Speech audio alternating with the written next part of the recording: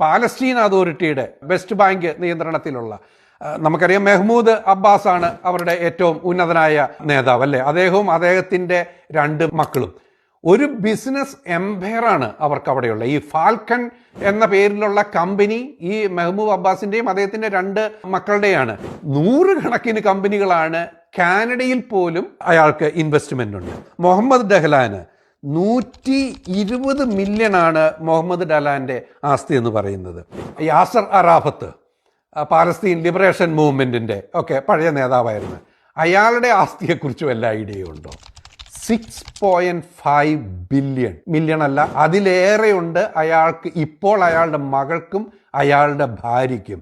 ഈ പറയുന്ന യാസർ അറാഫത്തിന് അമേരിക്കൻ കമ്പനിയായ കൊക്കക്കോളയിൽ പോലും ഇൻവെസ്റ്റ്മെന്റ് ഉണ്ടായിരുന്നുവെന്ന്. അവരുടെ മകള് സഹുവ, അവരുടെ ആസ്തി, ഇന്നത്തെ ആസ്തി എന്ന് പറയുന്നത് 8 ബില്യൺ ആണ്. ഈ പറയുന്ന യാസർ അറാഫത്തിന്റെ ഭാര്യയോ മകളോ ഒക്കെ ഈ യുദ്ധത്തെക്കുറിച്ച് എന്തെങ്കിലും ഒരു പ്രസ്താവന നടത്തുവോ, പാലസ്തീൻ അനുകൂലമായിട്ട് എന്തെങ്കിലും പറയുന്നതോ നിങ്ങൾ കേട്ടിട്ടുണ്ടോ?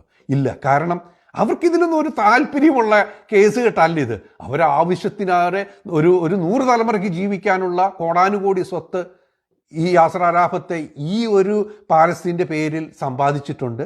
അവർ പാരീസിൽ സുഖമായിട്ട് അത് ആസ്വദിച്ച് ജീവിക്കുന്നു.